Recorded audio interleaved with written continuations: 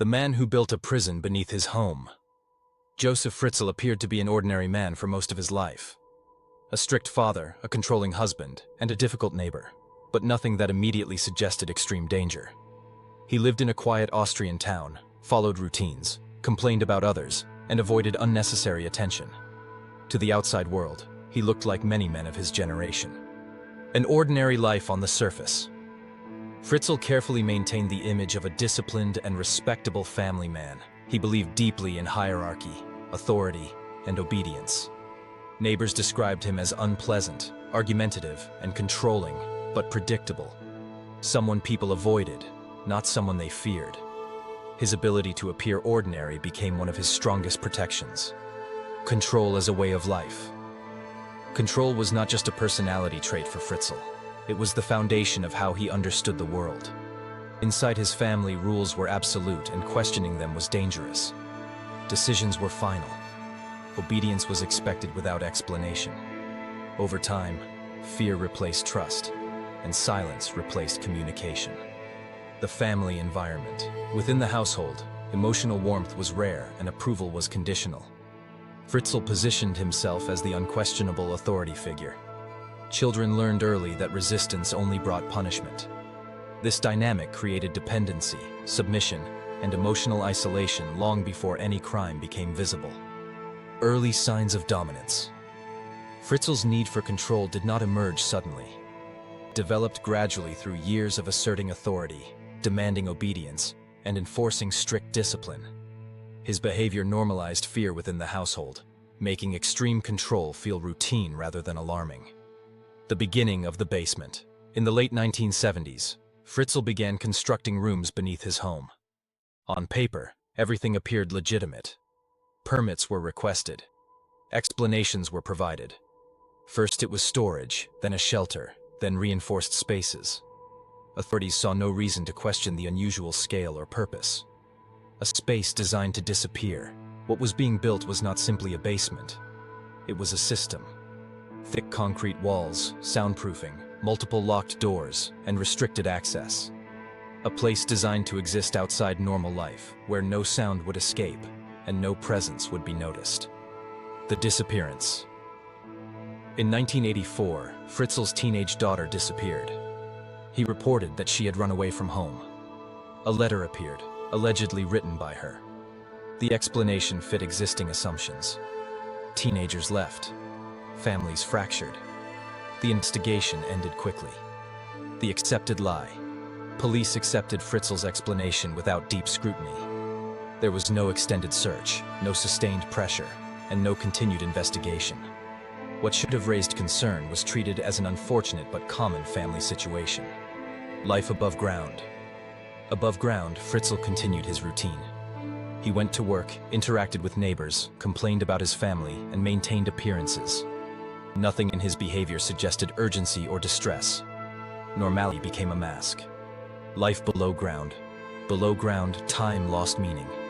Days and nights blurred together. Light was controlled. Food was rationed. Silence was enforced. Life was reduced to survival under absolute authority. This was not chaos. It was structured control. Absolute power through routine. Fritzl did not rely on constant violence.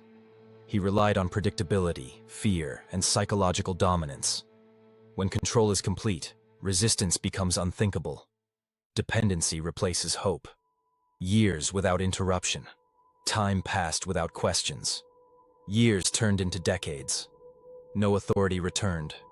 No neighbor pressed further. The absence of oversight became protection. Silence became the strongest barrier. The birth children in secret. Children were born into the hidden world beneath the house. Fritzl claimed they had been abandoned. Paperwork was prepared. Authorities accepted the explanations without challenge. Warning signs in isolation. Medical professionals noticed inconsistencies.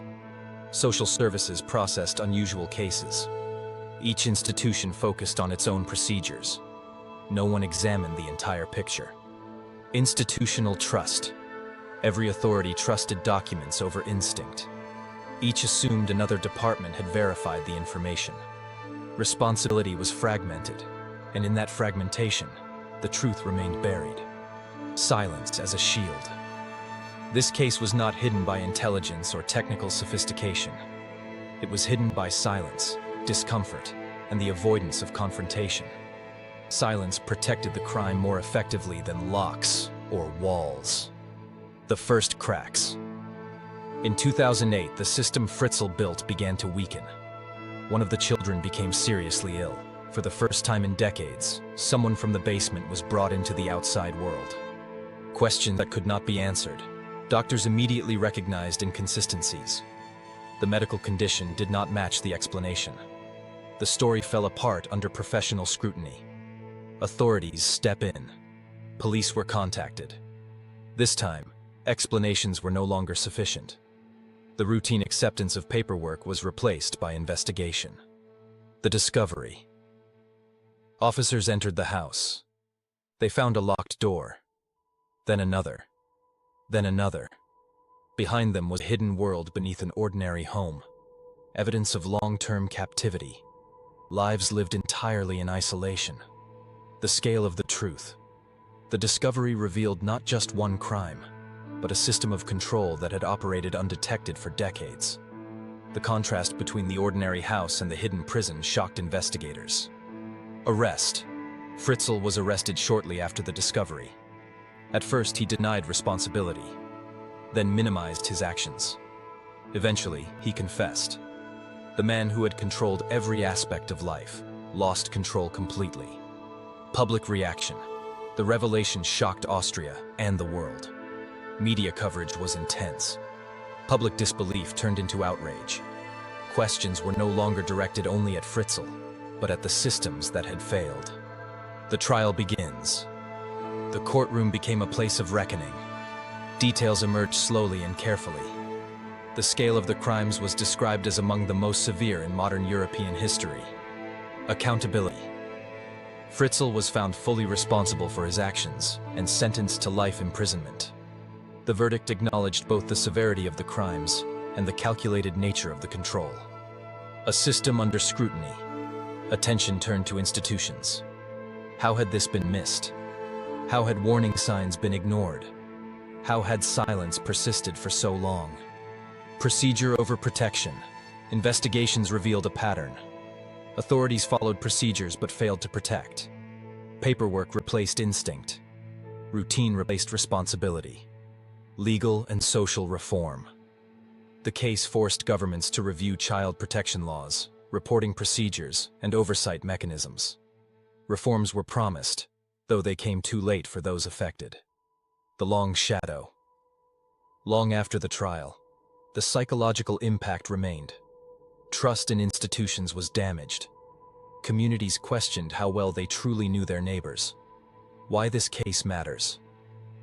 This story is not only about one man, it is about the danger of unchecked authority, institutional complacency, and the cost of silence.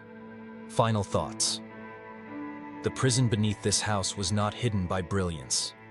It was hidden by fear, indifference, and silence. Silence that lasted more than 20 years. The lasting question is not only how this happened, but how many warning signs must be ignored before silence becomes guilt.